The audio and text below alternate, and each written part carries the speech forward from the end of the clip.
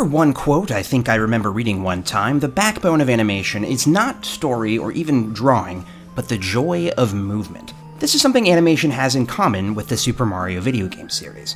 Mario as a character is not iconic because of deep fantasy lore, riveting stories, or nuanced characters.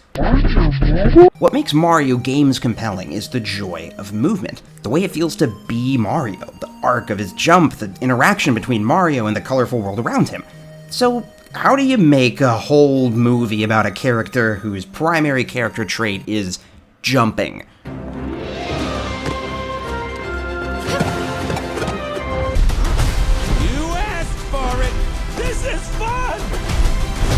No problem. Yes!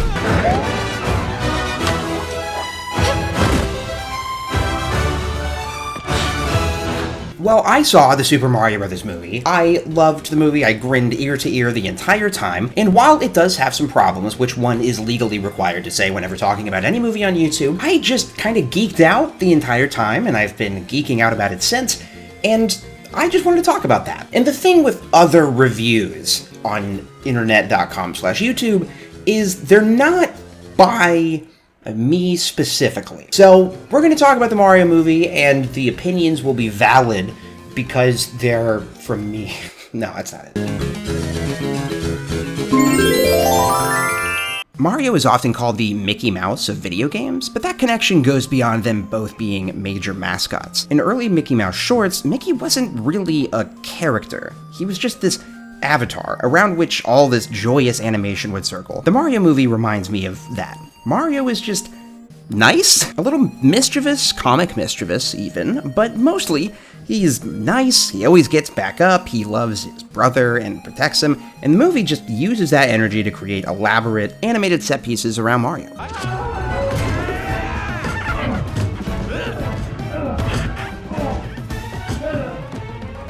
This, I think, is one of the strong points of the movie. The fact that Mario isn't ironically detached or an Illumination character. First, of course, is Mario, who will be played by Chris Pratt. He's so cool. My fear was, when I heard that Chris Pratt was going to be doing the character, that it was going to be this movie where they're constantly apologizing about the fact that it's a Mario movie. You look like a mushroom and you eat mushrooms? Okay, that's not weird at all. The thing about this movie that is so delightful is how earnest it is. The thing that charmed me, my cold, dead, crusty, cobwebbed heart, was when they were first showing this off in the Nintendo Directs, and Miyamoto says something like, "I can't wait for you to cheer Mario on in this movie." This film can be enjoyed by people of all ages, so I hope you'll get to a movie theater and cheer for Mario. I knew we're in good hands, and that's kind of the role of Mario. He's just this avatar of kindness and goodness. That's just what he is. He doesn't have to be anything more than that. And Luigi is also nice, but he's a little scared, and that's all you need. That's all you need from my boy Luigi. He's right back. He's back there hanging out, just checking out everything going on. We'll get into the story issues, and yeah, like there are issues, but what I do like is that Mario, when he goes into the Mushroom Kingdom, has a sense of wonder. You can't believe it, like the fucking, oh god damn it, Ramball walks over him. I feel like the bad version of this movie that I thought Illumination was gonna make would be like, the Bramble walks over him and he's like, So that was a thing that just happened. but it wasn't. He's just like, wow, yippee, let's go. I just feel like we need more of that kind of energy in all movies, of just wonderment and joy. When we get to like Peach's castle, there's not a moment where Mario's like, A dinosaur is doing what to a turtle who now? Like, no, there's just like, there's a Princess Peach, and she's like, there's a guy named Bowser coming and we gotta stop him. And Mario's like, okay, cool, I'm in. And she's like, we gotta get the Kong army to help us. They're a bunch of monkeys, but one of them's name is Donkey. Wait a second. I know that monkey.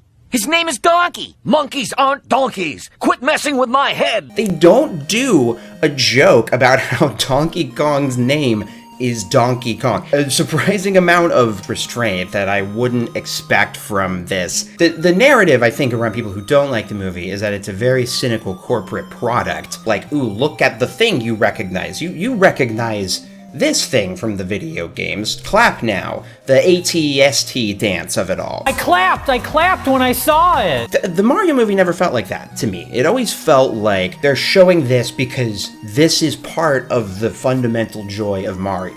So the scene where everything really crescendos and I was shedding a single happy tear, like if you zoomed in on the tear in my eye, it would like be smiling. And when Mario just kind of figures it out and he knows how to move around and jump around the world, and him and Donkey Kong are collecting power-ups, he puts on the Tanuki suit and the Mario Brothers 3 music comes on. That's a moment where I guess I see the mentality of, oh, this is just cynical. It's you hear the song that you like and then you clap because you recognize it. But I think the thing that makes Mario Mario and the thing that makes him iconic is because of this long library that they have built up over the course of decades, accumulating not just imagery but sounds and music. In Star Wars, when Rey pulls the lightsaber and the Force theme plays, you get chills because you know what that means. Like, that song means something.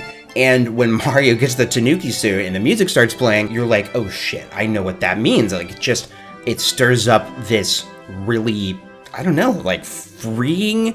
I keep on saying joyous. I'm sorry. Sorry for having joy. Jesus, fucking cynical son of a bitch. When people are complaining about the story and the lack of a good plot in the Mario movie, what are we talking about here, folks? As far as the story, I'm going to give that a 4 because I thought it was very weak and almost, as far as the story goes, I thought it was kind of bad. And for the message of the movie, I'm going to also give that a 4 because I thought it was pretty trite and cliche. I don't think that the movie would have benefited from some scene where Mario, he takes off his hat and he's like, they call me Super Mario, but a lot of days I feel like regular Mario. I don't feel super at all. Or like a scene where Mario and Luigi fight and Mario's like, you were always jealous of me. I don't know that the movie really would have benefited from having those kinds of emotional arcs for the characters because it wouldn't really be true to the source material. And also, I think there's something to be said for a movie just striving for delight and kind of hitting the mark every time. Almost every time. So let's talk about story. Better yet, before we do that, let's ask ourselves, what is a story?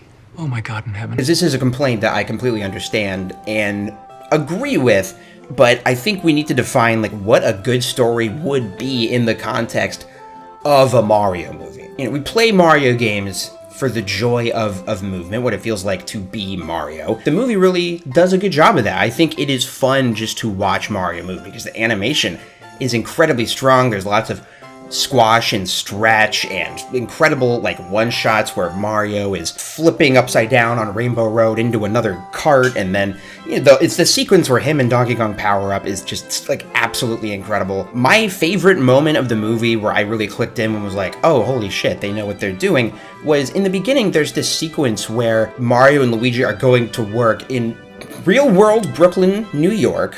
They're going to work, but the camera is widened out, and so it's they're side-scrolling, platforming their way to work, ducking underneath scaffolding and stuff. I thought that was such a clever way of integrating what makes Mario movement interesting in the games into a film. For the most part, the movie does a really great job of that.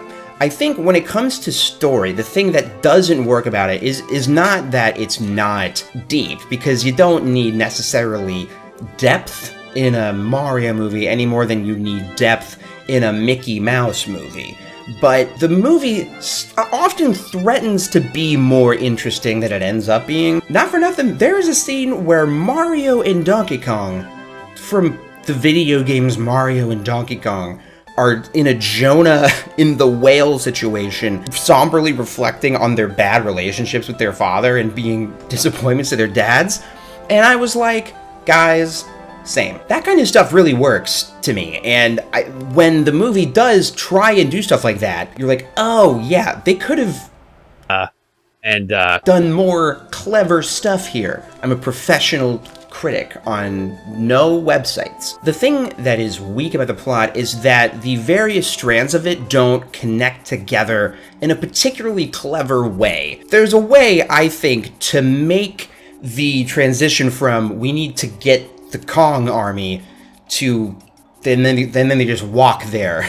They walk to Donkey Kong Land, and then they walk into Donkey Kong Land, and all the Kongs drive carts, because we got to set up the cart thing for later, because obviously we got to have a Mario Kart scene. It's in the getting from one level to the next that the movie often fumbles, I think. Clever connective tissue where it makes each subsequent plot point feel inevitable. Now for me, a simpleton from Corn Cob, Ohio, that's all I need. I'm smiling there, having a good time with some friends. But I do get it. If you are a person who has no background with Super Mario Brothers coming into this movie, it would be borderline incomprehensible. I don't know what you would make of this. Or actually, I guess I do. You would give it a bad review on RottenTomatoes.org. What I think is really strong about it, though, is that it does just present things about the Mario universe that you can see another worse director team going for, like over-explaining. You could see, and in fact they did this in the original Super Mario Brothers movie, where it's like, well, how do they jump? Well, they get rocket shoes, obviously. The strongest element of this, I think, is just the fact that, like, floating platforms and blocks and power-ups are just part of the world. It's not trying to create some kind of economy where coins make sense, although there is a little bit where toads are just like getting some coins from a block, and you're like, oh, is this just like a socialist society where you just go to the communal coin block and get some coins? I don't know, but Miyamoto and the little toad guys are saying socialism makes a lot of sense, and I think we need to talk about that more as a society. How do they explain power-ups? They just have them. They have them. In the Mushroom Kingdom, people have power-ups. It's like Rapture. It's like BioShock, and presumably in the sequels it will create a society of insane people who live their life based on Ayn Randian philosophy, and the power-ups will cause them to go insane. Beyond the connective tissue, though, I guess I have a hard time understanding what people want the plot of a Mario movie to be that this isn't. What would be a motivation for Bowser that would compel you as an audience member, like one reading a classic work of literature by Charles T. Dickens? I want to talk about some things that work about this story, though, and one of the big things that works about the story is that it isn't trying to be the Sonic movie, which I enjoyed, but it does feel like it's sorry that it has to exist. Don't worry, guys, we're not gonna make you endure a bunch of bullshit in Green Hill Zone. We're gonna bring him into the real world. You can look at real people and just put up with this Sonic guy, you know, for a little bit. This movie is literally the exact opposite. It is Mario getting sucked into an Alice in Wonderland type story where Wonderland is the Mushroom Kingdom. And it's delightful, and canonically Mario's actual backstory. The joy of the movie comes from the joy of discovering all of these incredibly beautifully animated worlds, but mostly, I think, the movement, like the movement of the characters. The way that the characters interact with the world is really delightful. One of my favorite little moments in the movie is this part where, like, King Bob-Omb shows up at the wedding, I think, for Peach, and sits down next to a Koopa shell, and he, like, clips the Koopa shell so the shell starts bouncing back and forth. Like it does in the game, and I recognized it, so I clapped. No, like, I liked it because it was a fun bit of animation. And I think we've lost sight of the fact that animation is fun because it's a magic trick. The magic trick of animation is turning a flat piece of paper and charcoal into something moving and believing that it's real and doing elaborate things with it that seem impossible. And computer animation dulls that a little bit, which is why I think it has to go even harder to do things that are like, whoa, how would you even begin to make a scene like this? When the Mario movie really works, it's because it's really leaning into the delightful, surreal things that happen in Mario, like people jumping on blocks and getting a fire flower, or like jumping on a music note, or falling off a donut platform, and just kind of seamlessly integrating it into this really surrealist world. Like, I think if you didn't have any context for what Mario was, at the very least, you'd be like, this is fucking nuts, this movie. This is from the mind of a crazy person. And that crazy person is a producer on the movie. I think that's why it is as good as it is. The worst part of the movie, and the thing that is both not as bad and worse than I thought it would be, is the integration of, I guess, pop songs, but like 80s pop songs. This is something that everybody feared would happen because it is Illumination, and they are kind of known for creating bottom-of-the-barrel corporate products. And the movie feels like that when it dips into these overplayed needle drops. Like, not only were they needle drops in a Mario movie where you have Koji Kondo's incredible soundtrack, which is integrated really beautifully throughout the movie generally, but it's like, okay, you've had enough nice, amazing score from Koji Kondo and Brian something, as mandated in the corporate bylaws, and in order to get our numbers consistent, we're gonna have to play a song that was overplayed in the 80s already. I recall feeling like I Need a Hero was a little hacky when it played in Shrek 2. And that one is kind of the least bad one, because I think what made it kind of almost devastating, the needle drop moments, were the fact that, like, the animation and everything that was happening was so impressive.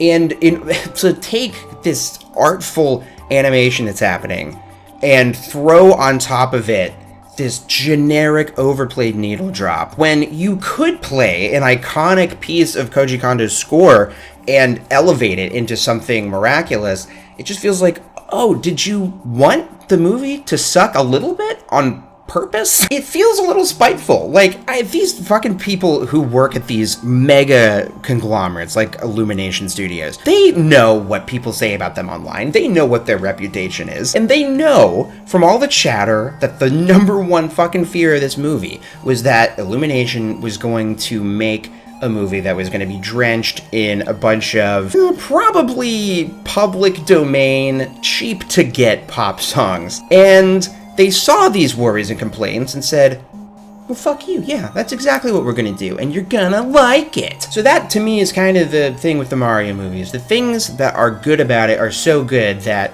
it absolutely outweighed the bad, but the things that are frustrating about it are frustrating because they're just like 2 notches off. It really feels like there was this tug of war between artists who love Super Mario Bros. Trying to make something delightful, and a studio going, don't we have to throw in something for the adults in the room? You know, I'm an adult. I have a beard and a wife. And speaking for the adult community, that fucking sucked. I am certain that there will be a fan edit of this movie where they just remove the pop songs and replace it with Gusty Gardens or something. When the corporate decisions sneak in, you just smell it. It is just like the fucking Suits walked in and farted, and you can just smell it. Everyone's like, whoa, we were having a good time here, everybody. Whereas I think the Sonic movie fares a little bit better critically because it is a really studio-driven project. Like, it is something that's like, how can we justify making a Sonic movie?